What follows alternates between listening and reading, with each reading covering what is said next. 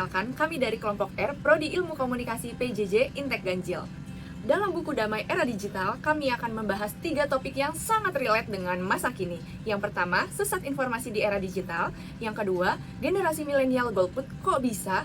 Dan yang ketiga, keberagaman dan dinamika demokrasi Indonesia di era digital saat ini. Mari kita bahas 3 topik ini dan mencari pemahaman lebih mendalam tentang perubahan politik yang terjadi, baik secara langsung maupun tidak langsung di era digital saat ini.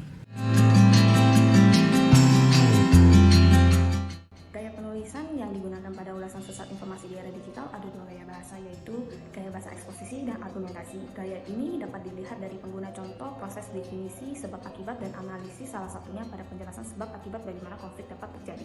Ditemukan dalam perbandingan teknologi dengan informasi tentang kedua faktor tersebut berkaitan dengan adab dan etika masyarakat yang harus dilakukan di era digital saat ini, baik dalam gaya bahasa eksposisi maupun argumentasi. Penulis menuangkan tulisannya secara lugas sehingga pembaca dapat dengan mudah memahami apa yang dimaksud dengan penulis.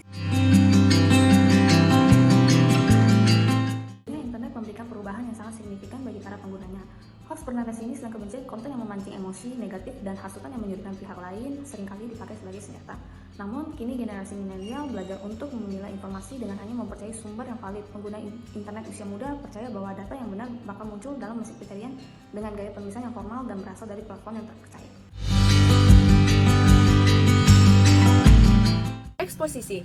Pengembangan alinea dengan memberikan contoh kejadian adanya definisi serta analisis yang dilakukan oleh sang penulis, menjelaskan berbagai hal penting yang harus menjadi etika dalam penggunaan media sosial.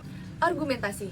Semakin berkembangnya internet di Indonesia, semakin banyak juga berkembangnya ujaran kebencian dan hoaks yang bertebaran di platform-platform media sosial manapun itu. Aksi tersebut digunakan untuk mengambil kesempatan bagi para pihak yang ingin berkuasa, sehingga menimbulkan sikap intoleransi yang bisa memecah kedua belah pihak, sehingga melahirkan rasa ketakutan dalam diri kita. Oleh karena itu, penulis mengajak untuk menggantikan ruang kebencian dengan nilai-nilai keberagaman dan perdamaian.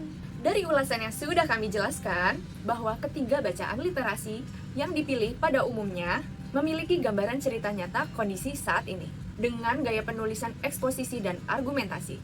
Pada salah satu ulasan, terdapat gaya penulisan argumentasi, penyampaian tulisan yang dilakukan dengan pendekatan secara lugas dan eksplisit.